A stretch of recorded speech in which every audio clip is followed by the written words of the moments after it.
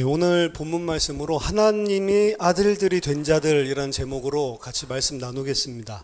지금 갈라디아서 3장에서 이야기하고 있는 내용이 어떻게 우리가 아브라함의 자손이 될 수 있을까라고 하는 문제였습니다. 그래서 거짓 교사들은 너희들이 예수 그리스도를 믿음으로만 아브라함의 자손으로 되는 것이 아니고 너희들이 아브라함의 자손이 정식적으로 되고 지속적으로 유지하기 위해서는 아브라함도 지켰고 그리고 모세에게 주셨던 그 율법을 지켜야 된다. 그래서 할례를 당장 행하고 그리고 이제 하나님의 가족으로 너희들이 아브라함의 자손으로 편입이 되고 그리고 그 속에서 계속해서 율법을 준수해야지만 너희들이 그 상태를 하나님과의 관계를 아브라함의 자손으로서 유지할 수 있다라고 이야기를 했습니다. 그래서 창세기 17장에 아브라함을 불러서 하나님과 관계를 맺을 때 할례를 행하게 하지 않았냐라는 그런 논리로 거짓 교사들이 율법을 준수해야지만 아브라함의 자손이 될 수 있고 그래야지만 너희들이 하나님과의 관계를 지속적으로 누릴 수 있다라고 이야기를 하는 거죠. 근데 오늘 바울은 아브라함의 자손이라는 이야기 이전에 좀 더 근본적인 이야기를 하고 있습니다. 갈라디아서 3장 26절에 너희가 다 믿음으로 말미암아 그리스도 예수 안에서 하나님의 아들이 되었으니 사실은 설명을 하고 있는 거예요. 이유를 설명하고 있는 겁니다. 원문을 보면 왜냐하면 너희 모두는 그리스도 예수 안에 있는 믿음 속에서 하나님의 아들들이기 때문이다 라고 원문은 이야기를 하고 있습니다. 그 이전에는 뭐 이야기를 하고 있었냐면 지난주 살펴본 대로 율법이 초등교사보다는 더 정확한 의미로는 교도관이라고 그랬죠. 감옥에 가두어 놓는, 죄 아래 가둬 놓는 율법은 너희들을 죄 가운데 가두어 두고 믿음이 올 때까지 너희들을 붙잡아 두는 그런 역할들을 했었다. 거기에 이야기를 하면서 이어서 이야기하는 겁니다. 왜냐하면 너희 모두는 율법을 통해서가 아니죠. 율법은 죄 아래 가두는 교도관 같은 것이고 너희는 그리스도 예수 안에 있는 이 믿음 속에서 하나님의 아들들이 다 되었기 때문이다. 믿음으로만 그렇게 될 수 있다라고 이야기를 하는 것입니다. 이 교사들의 메시지에 완전히 설득당한 갈라디아 교인들이 성도들이 있었던 것 같습니다. 이 구성원들은 아마도 자신들은 이제 율법을 준수하면서 아브라함의 자손이 되었고 그리고 하나님과의 관계가 지속적으로 될 수 있다라고 생각하는 반면에 이 율법을 비준수하고 있는 교회 공동체 내의 형제들과 자매들로 뭔가 분리하는 어떠한 행위들이 반드시 일어났을 것이다 라고 이야기합니다. 우리는 이제 아브라함의 자손이고 너희는 아직 못 깨닫고 이 할례를 받지 않고 이 율법 준수를 하고 있지 않기 때문에 너희들은 하나님의 백성으로 온전한 백성으로 지금 편입되지 못한 상태에 있다라는 요 시각을 가지고 뭐 성찬에 있어서라든지 어떤 교회의 모임들 속에서 어떤 식으로든지 분리가 일어났을 것이다 라고 추정을 하고 있습니다. 그들은 자신들이 율법을 지키고 할례를 행함으로써 아브라함의 율법 준수적인 후손들로서 이 참 아브라함의 아들들이 되는 그런 참된 노선을 발견하고 잘하고 있다라고 확신했을 것입니다. 바울은 이러한 상황이 전개되는 것이 아브라함으로부터 시작된 이스라엘 인종적인 해석에 근거하고 있음을 인식을 하고요. 오늘 본문을 통해서 모든 갈라디아인들을 아브라함의 자녀, 아브라함의 자손, 인종적인 그런 이스라엘, 유대인 이것이 아니라 하나님의 자녀들이라고 하는 더 근본적인 근원적인 부분으로 끌고 가서 언급을 하고 있는 것입니다. 사실 아브라함의 자손이 되는 것이 중요한 것이 아니라 진짜 성경에서 중요한 것은 더 원초적으로 아브라함의 자손을 가려버리고 하나님의 자손으로 되어지는 거. 하나님의 자손이 더 중요한 거잖아요. 아브라함의 아들이 중요한 거, 아브라함의 자손이 중요한 거는 하나님과의 관계 때문에 중요한 것이지 진짜 중요한 것은 아브라함의 후손이 되는 게 아니고 하나님의 아들들, 하나님의 자손, 하나님의 후손들이 되는 것이 훨씬 더 중요한 근원적인 것입니다. 근데 이제 율법을 지켜야지만 아브라함의 자손이 된다라고 하는 논리를 가지고 계속 이야기를 하면서 아브라함도 이 율법을 행하고 할례를 행했기 때문이다. 이런 논리로 이야기를 하고 있으니까 아브라함의 자손 중요한 게 아니고 지금 하나님의 아들들, 하나님의 자녀들이 되는 것이 더 원초적으로 근원이다라고 하는 쪽으로 화두를 돌리고 있는 겁니다. 비록 아브라함의 자손이 하나님의 자손에 부차적으로 포함되어 있고 내용상으로 사실은 같은 의미라고 볼 수 있지만 그리스도인의 시작점은 아브라함의 자손이 아니고 하나님의 자손이라는 것입니다.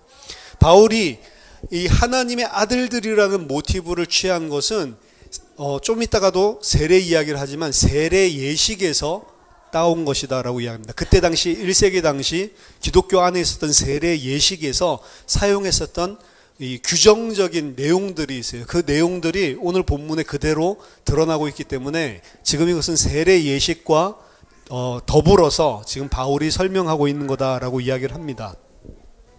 바울은 세례 예식을 행할 때에 바울 이전에 유대인 그리스도인들이 하나님께서 이스라엘을 그의 아들들로 다시 세우겠다고 구약에서 약속하신 것이 이 세례를 통해서 성취되었다라는 것을 가르쳤다는 것이 거의 확실합니다. 오늘 본문에서도 그리고 바울이 다른 고린도서나 여기서 세례에 대해서 이야기하는 것들을 보면 세례를 할 때에 이 세례를 통해서 하나님이 이스라엘에게 약속하셨던 자신의 아들들이 다시 되게 하시겠다는 그 약속이 성취되었다라고 하는 그 내용을 바울이 견지를 하고 있단 말이죠.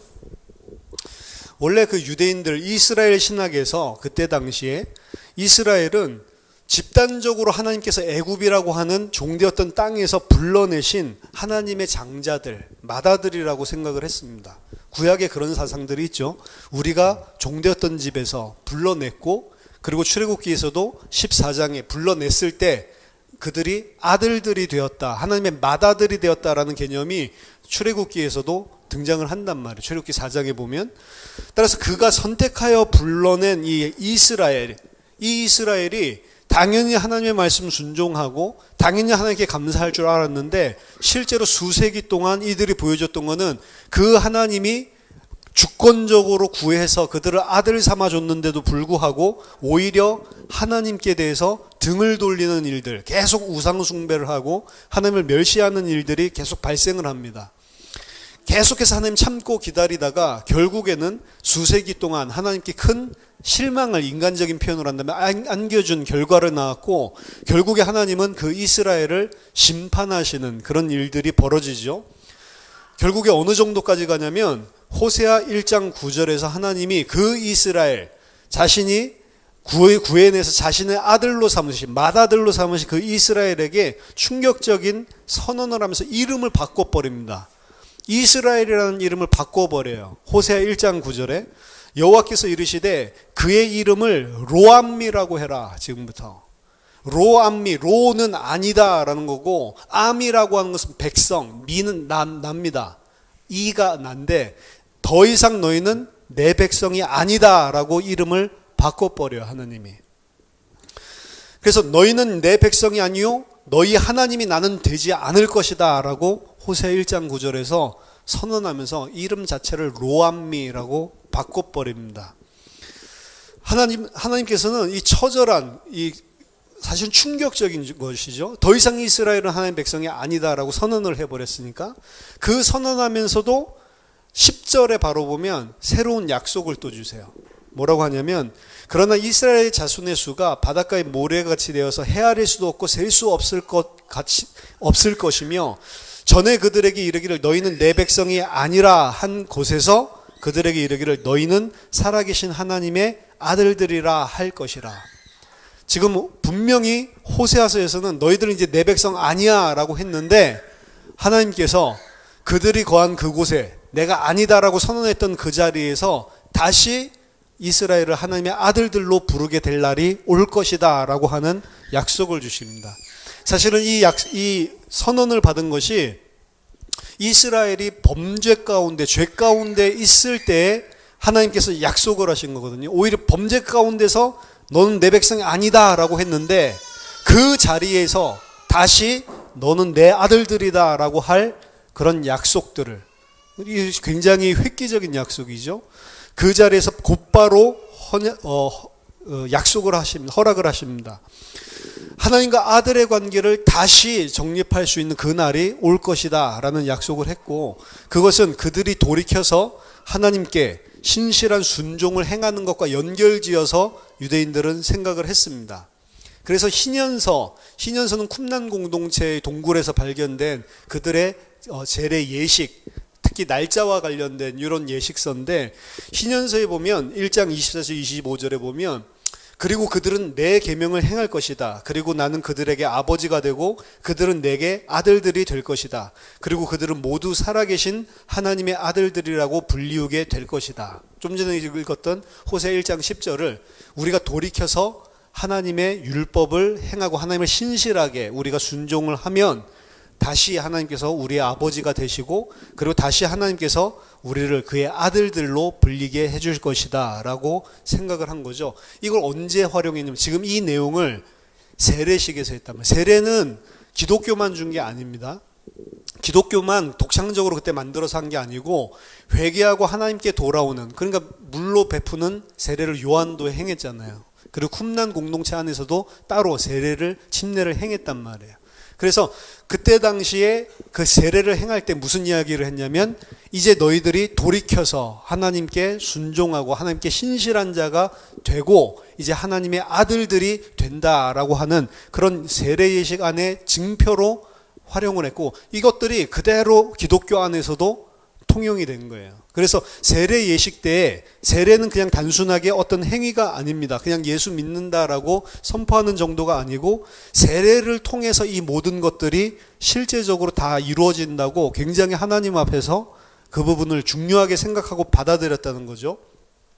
따라서 그리스도 안에서 세례를 받는 것은 다시 그리스도인들이 하나님과의 아들 관계가 다시 세워질 거다라고 했었던 그 구약 성경에 약속했던 것이 성취된 것으로 본 겁니다. 그래서 이 그리스도 안에서 우리가 물로 세례를 받을 때 그때 하나님의 아들들이 된다는 그 호세아서 1장 10절의 약속이 우리 안에 이제 종말론적으로 성취된 것이다. 이것이 종말을 바라보고 또 세례를 통해서 기독교인들이 가지고 있었던 공통체가 공통적으로 인식하고 있었던 내용이었습니다. 그래서 세례를 받은 자들, 이 자들은 전부 다 그리스도와 합하여서 하나님의 아들들이 된 공동체가 되었다라고 인식을 했습니다. 따라서 갈라디아서 4장 6절에 우리는 하나님의 아들들이 되었기 때문에 너희가 아들임으로 하나님이 그 아들의 영을 우리 마음 가운데 보내사 아빠 아버지라 부르게 하셨느니라 라고 바울이 이야기합니다. 그들은 세례를 통해서 하나님의 아들들이 됨으로써 이제 하나님을 아빠 아버지라고 부르는 존재로 거듭나게 됐다라고 갈라디아서 4장에서 이야기를 하는 거죠. 그들은 세례를 통하여 하나님의 아들 안으로 병합됨으로써 이제 하나님의 아들들이 되었습니다. 그들은 세례 때 그리스도 안으로, 그리스도의 영역 안으로 옮겨지게 된 것이죠. 그리고 그것은 그들이 무엇을 잘해서가 아니고 율법을 행해서가 아니고 그리스도의 믿음이 그들의 믿음을 점화시켰기 때문에, 이끌었기 때문에 그때 이루어진 사건이었습니다. 오늘 보면 27절에 보니까 누구든지 그리스도와 합하기 위하여 세례를 받은 자는 그리스도로 옷 입었느니라. 원문은 다시 한번 왜냐하면이라는 그런 이유, 원인을 밝히는 걸로 설명하고 있습니다. 왜냐하면 너희 모두가 그리스도 안으로 세례를 받았을 때 너희는 마치 그가 너희 오신 것처럼 그리스도를 입었기 때문이다. 세례 예식은 물속으로 들어갔다가 다시 물 위로 올라오는데 물속으로 들어가는 것을 옷을 벗는다라고 전제를 하는 것이고요. 물에서 올라올 때 그때 새 옷을 입는다라고 생각을 하는 겁니다. 그럼 벗는 옛 옷은 뭐냐면 옛사람 및 그의 악한 행위들과 분리되고 그것들에서 죽었다라는 것에서 그 옛 옷을 벗어버린다라고 생각을 하는 겁니다. 골로새서 3장 9절에서도 바울이 그 이야기를 하죠. 옛사람과 그 행위를 벗어버려라. 옷으로 표현을 하고 있습니다. 세례 받는 자가 그 옛 옷을 벗어버리고 물 위로 올라올 때 입는 새 옷은 그리스도다라고 오늘 이야기를 하고 있습니다. 수세자들은 이제 그들이 집단적으로 삶을 발견하는 장소가 그냥 세상 속에 사는 것이 아니고 그리스도 안에 있다라고 하는 것을 인지하고 우리가 새롭게 사는 삶의 영역, 장소가 바로 그리스도가 되었기 때문에 우리는 이제 그리스도를 입고 산다라고 표현을 하는 겁니다. 이 아들들은 하나님의 아들들이신 그리스도 안으로 병합되면서 그리스도와 연합하고 그리스도와 일치됨으로써 하나님의 아들로 만들어지게 되는 겁니다.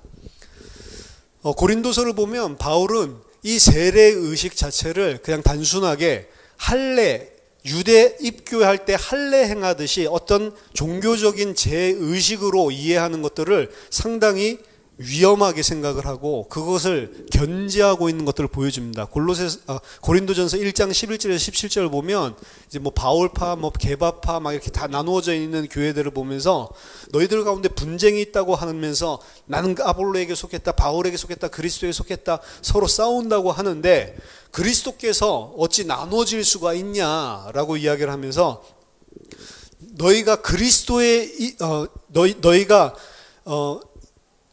세례를 받는 부분들을 설명합니다. 너희가 바울의 이름으로 세례를 받았냐? 너가 바울파에 속했는데 바울이 너희를 위해서 십자가에서 못 박혔냐? 내가 너희들에게 그리스도와 가이오 외에는 내가 세례를 베풀지 아니한 것을 너무 감사하게 생각한다. 육신적으로 종교적으로 이 사람들이 생각을 하고 있는 거죠. 나는 아무도 나의 이름으로 세례를 받았다라고 말하지 못하게 하려고 그렇게 했다라고 이야기를 합니다. 그러면서 누구든지 세례를 스데바나의 집 외에는 내가 베푼 적이 한 번도 없다라고 이야기합니다. 그러면서 나는 세례를 베풀라고 보내심을 받은 사람이 아니고 나는 그리스도 복음을 전하라고 보내심을 받은 사람이다 라고 바울이 이야기를 하고 있습니다. 여기서도 보면 아마도 바울한테 세례를 받았다고 좀 자랑하고 난 바울한테 세례를 받은 바울이 직속적인 나의 이런 그 사도야. 난 바울의 가르침을 받았어. 이런 프라이드들로 다 나눠져 있던 것 같아요. 세례를 행할 때 보통 이제 많이 행하면 이제 노예나 뭐 이런 데서 많은 목사님들이 와가지고 막 동시에 행하죠. 동시에 행하면 합동으로 그렇게 세례를 행하면 전부 다 생각하는 게 좀 큰 목사님 그리고 좀 괜찮은 목사님한테 이 세례 받기를 원합니다. 그 세례를 받으면 좀 더 복 받겠다라고 생각을 하고 그거 하면 좀 더 신령하지 않을까. 저도 엄청 기대를 많이 했어요. 저는 세례 받으면 막 방언 터지고 뭐 영계가 열리는 줄 알았어요. 그래서 이전에 세례 받을 때 엄청 기도하고 하나님 이 세례 받을 때 진짜 방언만 터지게 해주시면 그럼 주의 종의 길을 가겠습니다. 엄청 기대하고 있었는데 그냥 우리는 그 물 묻혀서 하잖아요. 심내도 아니고 물 묻히는데 물 또르륵 떨어져가지고 막 콧등에 떨어지고 아무 일도 안 일어나더라고요. 아무것도 아닌 것이죠. 세례를 받는다라고 하는 것은 굉장히 중요한 것이고 굉장히 영적으로 중요한 의미를 담고 있는 거고 우리 믿음을 공포하는 것은 맞지만 그 행위 자체는 종교로 그 행위 자체를 종교적으로 혹은 제의식 무슨 할례를 행해서 내가 이제 유대인이 되었다라는 식으로 만약 가지게 된다면 세례를 받은 것이 아니고 이 사람은 하나님을 대적하는 율법으로 종교로 서 있는 것밖에 안 되는 게 세례란 말이에요. 세례를 받았다고 그리스도인이 되는 게 아니죠. 세례의 진정한 의미는 옛 옷, 옛 사람을 벗어버리고 나는 이제 그리스도 안에 하나님의 아들들이 하나님의 아들로서 하나님께서 나를 그리스도 안에 연합시킨 자다라고 하는 게 중요한 것이지 진짜 그 믿음이 없이 내가 세례를 아무리 받아본들 그러니까 저는 좀 싫어하는 게 군대에서 이 군중세례 하잖아요. 거의 대부분은 그냥 군중세례는 여기저기 종교행사 3군데 중에 하나 정해서 가야 되니까 참여했다가 그냥 억지로 참여했으니까 너 받아라 라고 해가지고 받는 사람들이 많단 말이에요. 어떻게 보면 세례는 너무나 중요하지만 바울은 그 세례 의식 자체를 중요하게 생각하지는 않았습니다. 중요한 것은 믿음이고 진짜 그리스도 예수 안에 있는 그 믿음으로 거듭나는 게 중요한 거죠. 그거를 선포하고 공중 앞에 내가 믿는다고 함께 공동체들이 그 확신을 같이 나누고 공유하고 선언하는 것 그것 외에는 큰 의미가 사실은 없는 것이죠. 바울이 생각한 진짜 세례의 중요한 것은 세례 그 행위, 세례 의식 그것이 아니고 사람이 그리스도의 죽음에 참여하는 것. 그리고 그리스도로 옷 입어서 그냥 옷 입는다는 것은 그리스도 옷을 입었구나 이것이 아니고 바울이 옷 입는 표현들을 서신서들에 보면 영적인 전투, 묵시적인 전투와 연관이 있어요. 우리는 그냥 옷을 옛사람을 벗어버렸을 뿐만 아니라 그리스도로 옷 입고 그리스도로 무장을 해서 무슨 전투를 하냐면 묵시적인 전투를 한단 말이에요. 묵시적인 전투라고 생각했을 때 여러분은 요한계시록, 요한묵시록이죠 원래. 아포칼립스니까 요한계시록에 나타난 성도들의 영적인 싸움들을 생각해 보라면 그리스도로 옷 입고 뭐 하냐면 이제는 그 옛사람, 옛 세계 속에 세워졌었던 그 모든 가치들과 전쟁을 벌이는 것. 그게 영적인 전쟁입니다. 666 무슨 짐승 정부랑 싸우는 게 아니고 내가 매일매일 옛사람, 이 세상의 가치관 그것들과 싸우는 게 묵시적인 전투란 말이에요. 하나님께 순종해서. 그래서 로마서 13장 12절에도 우리가 어둠의 일을 벗고 빛의 갑옷을 입자라고 이야기를 했죠. 그리고 그 빛의 갑옷이 무엇인지는 에베소서 6장에 보면 전부 다 머리부터 발끝까지 그리스도로 옷 입는 것을 이야기를 하죠. 데살로니가 전서 5장 8절에서 10절에서도 우리는 낮에 속하였으니 정신을 차리고 믿음과 사랑에 호심경을 붙이고 가슴에 묻힌 흉배, 구원의 소망의 투구를 쓰자. 하나님이 우리를 세우시면 노하심에 이르게 하심이 아니요 오직 우리 주 예수 그리스도로 말미암아 구원을 받게 하심이라. 예수께서 우리를 위하여 죽으사 우리로 하여금 깨어있든지 자든지 자기와 함께 살게 하려 하셨느니라. 따라서 세례라고 하는 것은 어떤 할례를 대신한 기독교인 입교식이 아니고 세례의 진짜 중요한 것은 그리스도와 함께 옛사람은 죽고 그리스도로 이제 묵시적인 전투를 하기 위해 옷 입는 그것이 하나님의 아들들이 되는 세례의 의미이고 그 세례를 그리스도와 합하여 받은 자들은 이미 하나님의 아들들이다라고 이야기를 하는 겁니다. 그러니까 아브라함이 끼어들 어떤 틈이 없는 거죠. 아브라함과 할례가 왜 거기에 끼어드냐. 하나님의 아들들이 되는 것은 할례를 통해서도 아니고 그리고 하나님의 아들들이 되는 것은 어떻게 보면 아브라함의 자손이 되는 게 그게 하나님의 아들들이 되는 게 아니란 말이에요.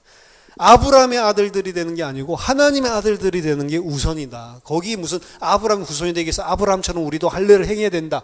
그게 끼어들 가치가 없다는 거죠. 그래서 더 근원적인 이야기를 바울은 끌어들여서 하고 있는 것입니다. 그러면서 3장 28절에 너희는 유대인이나 헬라인이나 종이나 자유인이나 남자나 여자나 다 그리스도 예수 안에서 하나이니라. 원어에는 유대인도 헬라인도 이제 없고 노예도 자유인도 없고 남자도 여자도 없다. 왜냐하면 너희 모두는 그리스도 예수 안에서 하나이기 때문이다 라고 이야기를 합니다. 자, 여기 보면 대립상들을 이야기하죠.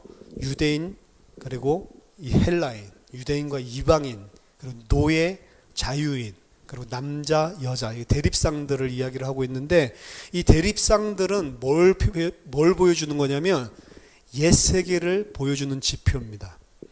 옛 세계는 이 대립상들이 존재해요. 그리스도의 믿음 안에서 하나님의 백성들이 되기 전에 옛 세계에서는 이 대립상들이 존재를 하고 있었습니다. 하지만 그리스도가 오시고 그리스도의 믿음으로 말미암아서 하나님의 나라가 오고 나서부터는 이 대립상들이 바울이 없다라고 이야기를 하는 거예요. 더 이상 이 대립상들은 없다. 이 대립상들이 존재하지 않는다라고 이야기를 하는 것은 종말을 선언하는 것입니다. 옛 세계의 종말을 선언하는 거예요. 옛 세계는 항상 대립상들이 존재를 해요. 남자, 여자, 자유자, 노예, 유대인, 헬라인, 대립상들이 다 존재를 하는 것이 옛 세상입니다. 근데 그리스도 예수 안에 있는 믿음으로 하나님의 나라가 오고 나서는 더 이상 이 대립상들이 존재하지 않는다라고 이야기하는 종말을 지금 이야기하는 거란 말이에요. 이제는 더 이상 율법의 사람인 유대인과 무율법의 사람인 이방인 사이의 구별이 존재하지 않는다. 이게 이제 본문 문맥상에는 포커스인데 바울이 이야기하고 있는 것은 그 포커스보다 사실은 더 나아가서 세계에 대한 옛 세계와 새 세계에 대한 이야기를 하고 있는 겁니다.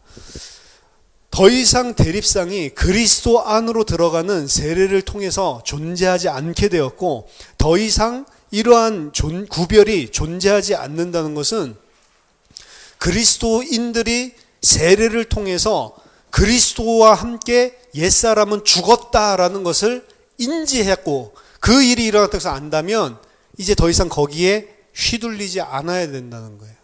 물론 바울은 다른 곳에서 남자와 여자를 구별해서 남자는 이렇게 하고 여자는 이렇게 하고 이런 이야기를 하는 것들이 있습니다. 그건 긴장이에요. 새하늘과 새 땅에 들어가기 전까지 그리스도 하나님의 나라가 우리 안에 임했는데도 아직 이 세상에 살고 있기 때문에 그런 대립상들을 우리가 긴장으로 사실은 겪고 있단 말이에요. 그리고 우리도 옛 세상, 옛 사람처럼 계속 그런 대립상 속에서 생각을 하고 있는 거죠. 그것과 이제 묵시적인 전투를 이 땅에서 하는 것인데 새하늘과 새 땅에는 그게 사실은 존재하지 않고 갈라디아서에서는 그것 자체가 있는 긴장에 대해서 이야기하는 게 아니고 그것 자체는 완전히 없어졌다라고 이야기를 하고 있습니다. 왜? 그리스도와 함께 너희도 이제 죽었기 때문에 더 이상 너희가 그리스도 안에 들어온 이 세상 속에는 더 이상 그런 대립상은 존재하지 않는다.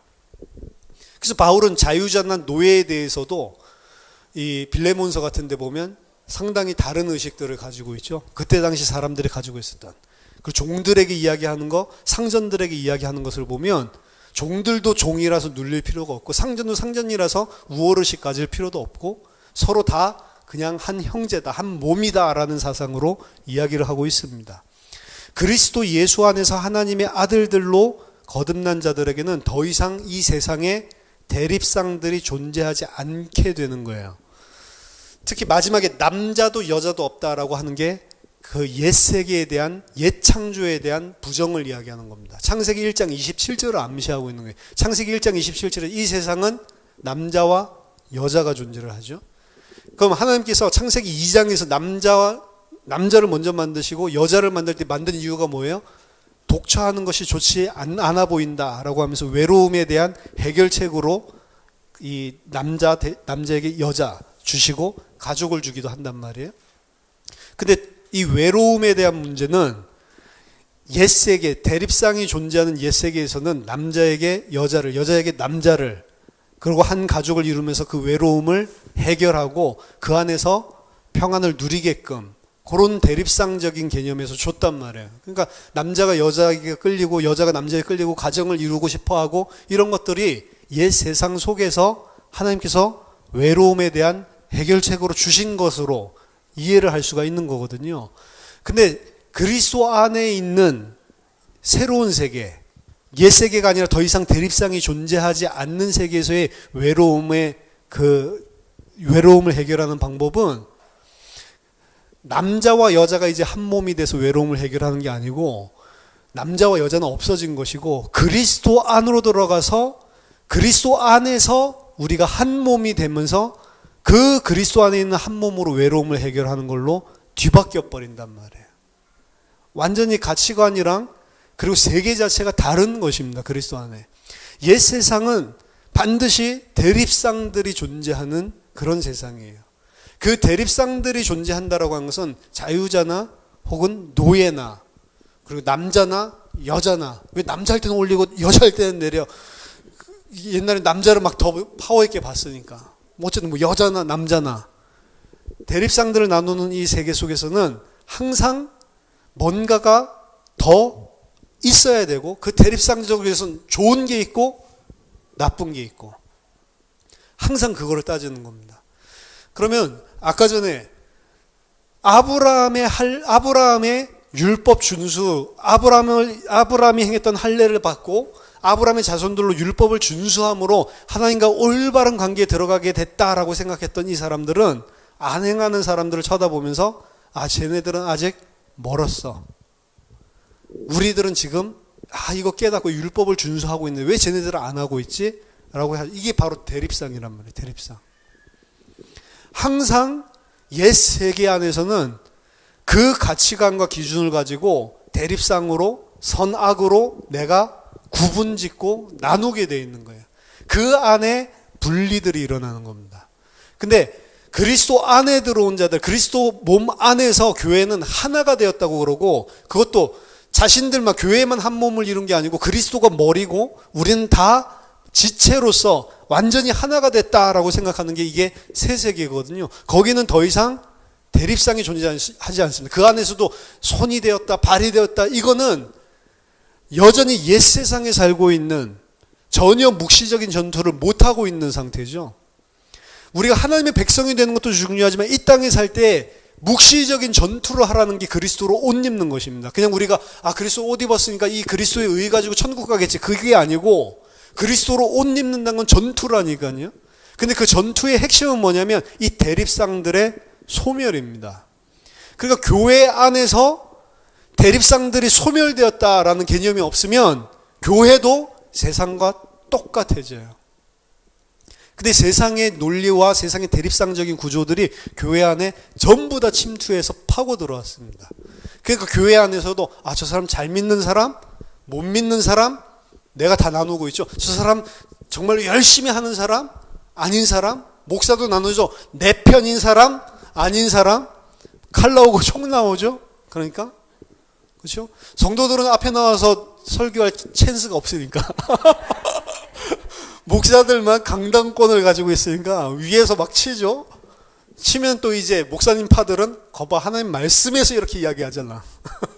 우리 목사님 말씀이 아니고 하나님 말씀이야 라고 하면서, 그렇죠? 이게 뭐예요? 대립상이란 말이에요. 대립상. 그렇죠? 심지어는 교회 안에서 깨달았다, 못 깨달았다, 저 사람은 은혜 받았다, 못 받았다, 그거 판단할 수가 있네요.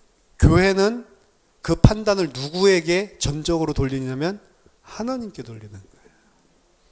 근데 교회 안에 이 대립상들이 여전히 존재를 하고 있는 겁니다. 지금 갈라디아 교회는 원래 바울이 줬었던 세례를 통해서 그 대립상이 없었던 그 가르침을 받았던 것인데 다시 세상의 대립상이 율법 준수와 비준수라고 하는 형태를 가지고 교회 안에 묘하게 파고들었단 말이에요.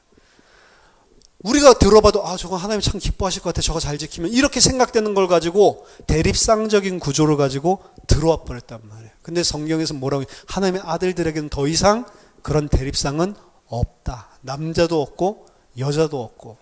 예수님도 말씀하셨죠. 천국에는 남자 여자 같은 게 있는 게 아니다라고 이야기를 했죠. 가족도 예수님 가족들이 어머니와 그 형제들이 밖에 있는데 집 안에 있는 자기 말씀 듣는 사람들을 보면서 이들이 바로 내 가족이고 내 어머니다라고 이야기를 하죠.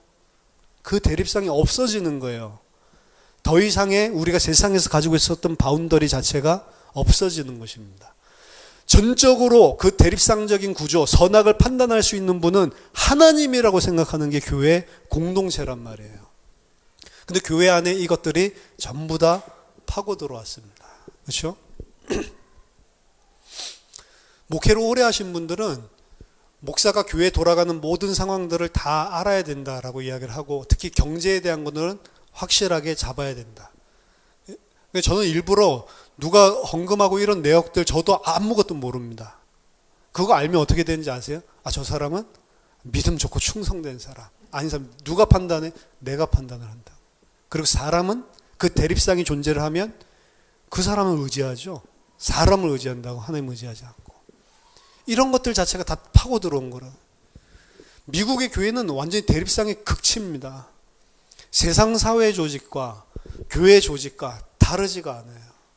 세상 사회 조직은 뭐죠? 열심히 일해가지고 그리고 그 오너로부터 내가 일한 만큼 받아내고 그거 가지고 생계 유지하는 거죠. 오너 말에 주인 말에 사장 말을 제대로 듣지 않으면 잘리죠. 그러니까 어떻게 해요? 그 대립상 구조 속에서는 앞에서는 발발 기어야 되죠. 잘리진가. 그 사람에게 잘 보여야 되고 그 사람이 인정받으면 계속 직위도 올라갈 수 있고 그런 대립상 속에서 살아가는 그 사장도 자기한테 발발 기고 자기 말 잘 듣고 일 잘하는 사람 이뻐하고 좋아할 수밖에 없는 그게 이제 대립상적인 구조란 말이에요. 그래서 세상 사람들은 그 안에서 말도 굉장히 조심합니다. 여러분 회사 생활해 보시면 회사 생활 안에서 말 조심한다니까요. 왜? 그게 어떻게 돌아서 나에게 들어올지를 다 파악을 하고 있어요. 왜? 세상 오래 살았으니까. 그리고 그 안에 살아남으니까 눈치 봅니다. 근데 교회는 어떻게 되는 줄 아세요? 교회는 말들이 많다라고 이야기를 하죠. 왜 말들 많은 줄 아세요? 안 잘려요.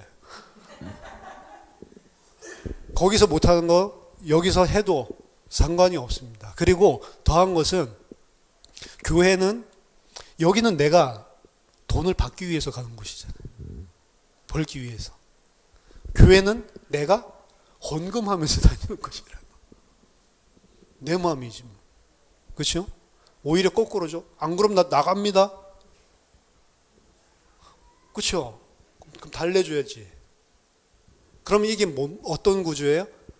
여기서 내가 갑이고 을의 위치에서 사회 속에 직장생활 속에서 내가 을의 위치에 있다면 여기 오면 갑이 되는 거예요. 그럼 미국에 있는 성도들은 어떻게 생각하냐면 우리가 돈 주고 고용한 목사라는 개념이 있어요. 그리고 장로 정치가 강한 교회일수록 장로들이 청빙하는 것은 그 목사를 우리가 취직, 고용시켰다라는 개념을 가지고 운용을 하죠. 그래서 똑바로 안 보면 바로 잘려버립니다. 찬양 인도하라고 전도사 세웠더니 성경 한 구절 이야기했다. 바로 다음 주 잘려버립니다. 큰 교회. 네가 뭔데 성경을 거기서 읽어? 아, 이거 은혜 받은 거 찬양 인도하면서 할 수 있잖아요. 바로 잘린다니까. 그렇죠? 그러니까 이런 구조들. 그 교회 안으로 근데 미국은 그게 극치란 말이야. 우리 일주일 동안 쇠가 빠지게 일을 해가지고 헌금해서 당신 월급 주는데 당신은 뭐 했냐 일주일 동안. 맨날 집에서 놀았지. 나가서 일 안 하니까. 그럼 당신 뭐 해야 돼? 당신은 열심히 말씀 준비 이게 아니고 교회 와서 열심히 일해야지.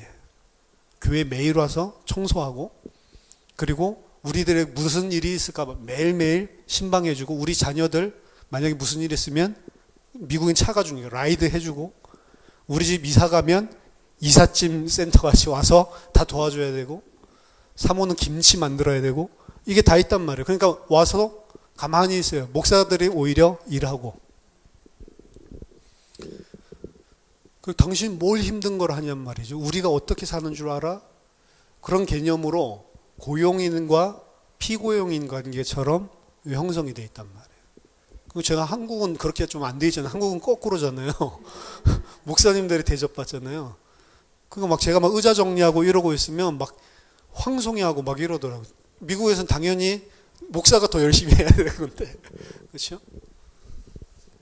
이런 대립상적인 구조들. 그게 교회 안에도 많이 들어와 있는 거죠. 우리가 묵시적인 전투를 하고 우리가 그리스도인으로 산다라고 하는 것은 그 옛 세계에 대한 부정입니다. 더 이상 내 눈을 가지고 내 눈의 틀, 내 눈의 들보는 틀이라고 이야기했죠. 내가 가지고 있는 선악 판단의 틀로 다른 사람의 눈에 있는 티끌을 뽑아주려고 하는 게 아니란 말이에요. 오히려 각자 스스로 할 수 있는 것을 자기 자신만이 할 수 있는 특별한 것을 다 하나님께서 주셨는데 그것을 가지고 짐을 지고 그것을 가지고 섬기라고 준 것이 교회입니다. 거꾸로.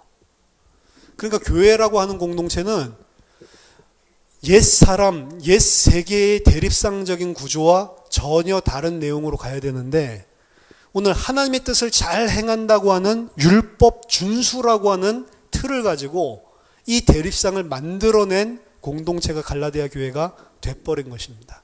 그래도 고린도 교회 또한 똑같죠. 그 은혜를 준 하나님께서 은혜를 준 통로로 사용했던 아볼로나 바울이나 게바를 통해서 대립상을 만들어내고 있다. 그게 없어져야 되는 게 교회입니다. 그래서 교회는 어떤 면에 있어서는 믿음이 아주 연약한 자도 본인이 정말로 하나님의 백성으로 공동체로 와 있고 싶다면 편하게 와 있을 수 있어야 돼요. 근데 그게 왜 편하게 못 와 있냐면 계속 이렇게 해야 된다, 저렇게 해야 된다라고 하는 그 기준을 가지고 힘들게 하기 때문에. 나가서 전도해 보면 10중 8구 물어보는 게 매주 나가야 돼요? 평일에도 예배 보러 가야 돼요? 헌금 해야 돼요? 11조 해야 돼요? 항상 그걸 가지고 물어보죠. 이건 진리는 뭔지도 모르면서 항상 생각하기를 기독교인이면 이거 해야 된다, 저거 해야 된다, 그거 가지고 생각을 하고 있다. 그리고 뭐 담배 해도 돼요? 술 해도 돼요? 이런 거, 남자들. 그렇죠? 그런 것들 자체가 하나님 앞에서 개인들이 당연히 은혜 주시는 대로 하나님께서 힘주시는 대로 사실은 성장해 나가면서 해결되고 성장해 나가면서 더 많은 헌신도 하고 헌신을 하면서도 진짜 바른 성장 속에서 나온 헌신이라면 이거 내가 한 게 아니고 하나님의 은혜와 사랑이기 때문에 내가 한 것에 대한 어떤 혜택, 복을 받으려고 하는 것이 아니고 당연히 해야 될 것을 100도 하지 못하고 그 중에 일부를 했을 뿐입니다. 이렇게 다윗이 고백하는 것처럼 실컷 성전을 위해서 해놓고도 하나님께서 주신 것을 일부러 하나님께 돌려드렸을 뿐입니다. 이거 할 힘이 우리가 어디 있었습니까? 하나님 주셔서 했지. 그냥 그렇게 되는 게 정상인데 지금 대립상적인 구조에서는 행해놓고도 그걸 기준 삼아서 안 하는 사람을 뭐라고 하고 어떤 사람은 또 그 뭐라고 하기 위해서 더 열심히 하는 사람도 있다니까요. 내가 이번에 이렇게 해놓고 저거 이제 이번에 끝나면 그 입이 어떻게 말을 하나 좀 보자. 그래서 열심히 일부러 더 해요. 그렇죠? 해놓고 계속 쳐다보고 있죠. 또 디비져서 자빠져 있네 막 이러면서 열심히 해놓고 나중에 이제 그거 가지고 본인에게 안 까면 본인과 함께 일했던 사람들은 함께 이게 너무 세상의 그 옛 세상이라고 이야기를 하고 있는 겁니다. 그러니까 율법 준수자라고 이렇게 보면 사실 우리가 오늘 갈라디아서에서 받아들일 게 거의 없어요. 그냥 우리 뭐 할례를 행하고 우리는 할례를 행해가지고 하나님 백성 된다고 생각도 안 하고 율법을 갖다 막 잘 지켜야지 우리가 구원받는 게 아니라 예수 그거 다 믿는 사람들. 근데 이게 뭐가 필요해요, 갈라디아서가? 진짜 중요한 것은 그 할례를 행하고 안 하려고의 핵심은 근본은 이 세계 속에서 가지고 있는 대립상적인 구조들이란 말이에요. 근데 하나님의 아들들은 그게 없다라는 거예요. 하나님의 아들들은 내가 무엇을 행했고 잘 행했고가 아니고 그리스도의 믿음으로 그리스도와 연합함으로 하나님의 아들들이 된 자들이기 때문에 그 안에는 할례자나 무할례자나 율법 준수자나 율법 비준수자나 남자나 여자나 자유자나 종이나 그런 거 없다라고 이야기한 겁니다.